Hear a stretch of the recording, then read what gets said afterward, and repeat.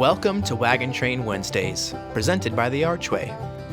Formerly known as the Central Overland California and Pikes Peak Express, the Pony Express was the brainchild of William Russell, Alexander Majors, and William Waddell. Russell, Majors, and Waddell ran the biggest freight shipping company west of the Mississippi River. Their goal was to cut the time it took to send a letter between St. Joseph, Missouri, and Sacramento, California, down from several months to just 10 days. Once they proved they could do it, they hoped to land the government contract for delivering the mail. On April 3, 1860, the Pony Express started mail delivery using a network of stations and horseback riders. The Pony Express route covered a distance of 2,000 miles one way. There were 190 stations along the route, spaced out about 12 miles apart. Each rider was scheduled to ride about 75 to 100 miles per run.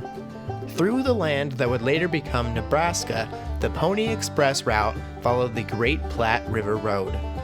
There were plenty of dangers on the route that the Pony Express followed, but there were many other obstacles to its success. The initial price to carry 1/2 ounce of mail was $5. In today's money, that would be over $150. Only the very rich could afford the service.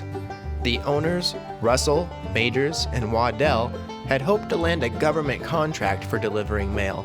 Instead, the contract was awarded to the Butterfield Overland Mail Stage Line of stagecoaches.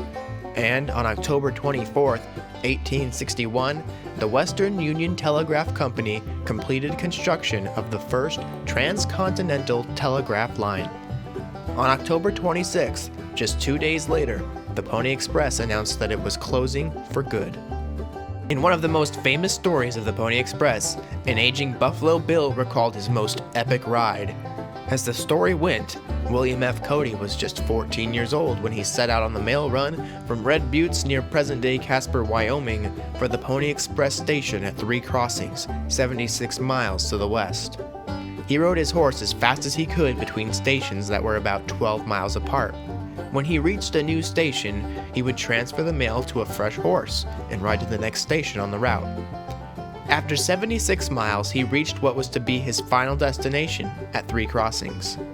There, he discovered that the rider who was scheduled to take the mail on the next leg of the journey had been killed in a fight the night before.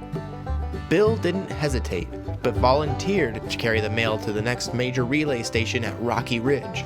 As he recalled, the distance was another 85 miles. When he finally reached Rocky Ridge, there was no one to take the eastbound mail back to Three Crossings. Bill volunteered to make the ride, and at Three Crossings, the relief rider was, of course, still dead. So, Bill wound up carrying the eastbound mail all the way back to Red Buttes.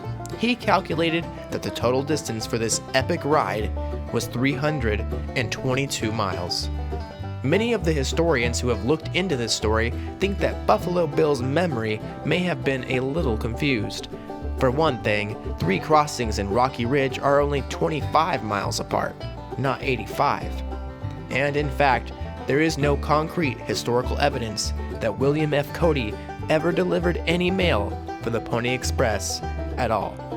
Learn more about the Pony Express. Find these books online or at your local library. Jimmy Spoon and the Pony Express by Christiana Gregory, and Pony Express Riders of the Wild West by Jeff Savage. Be sure to follow the Archway's Facebook page and check back next Wednesday for another episode of Wagon Train Wednesdays.